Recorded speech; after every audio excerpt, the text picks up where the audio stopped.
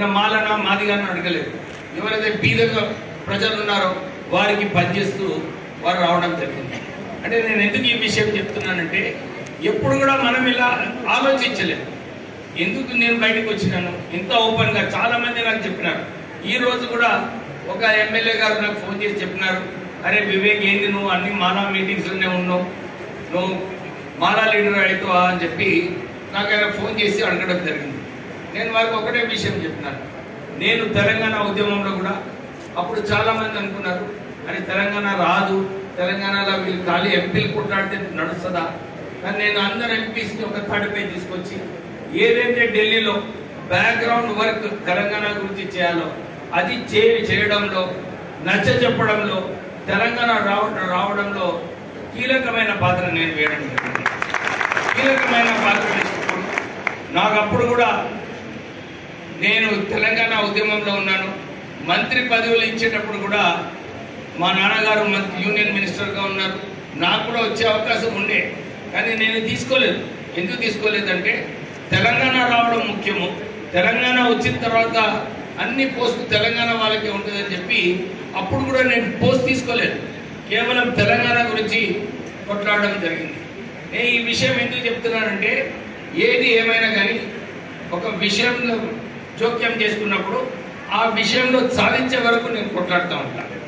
ఇక్కడ ప్రత్యేకంగా మన మాల కుటుంబానికి అన్ని పొలిటికల్ పార్టీస్ ఆ రెస్పెక్ట్ ఏదైతే మనకు రావాలి, 30 లక్షల మంది మాలలు ఉన్నప్పుడు మనకి ఎంత రెస్పెక్ట్ రావాలి నిజంగా చెప్పండి.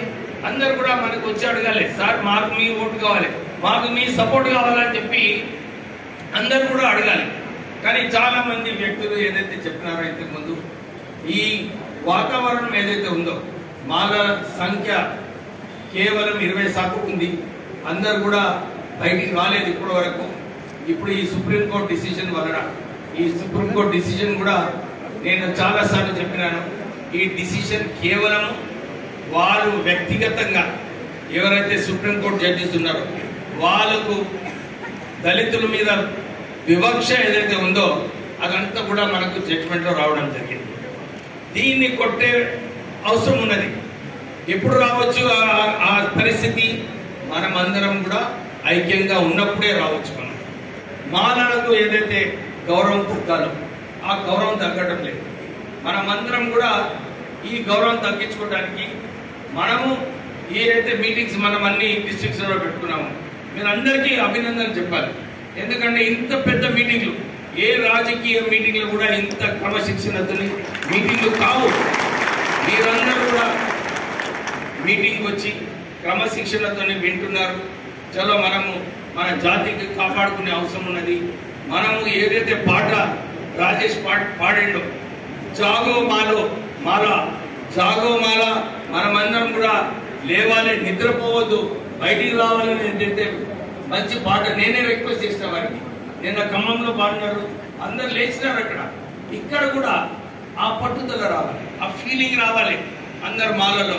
లేదు మనకు ఈ టైం మా ఇంగ్లీష్లో చెప్తారు నవ్ ఆర్ నెవర్.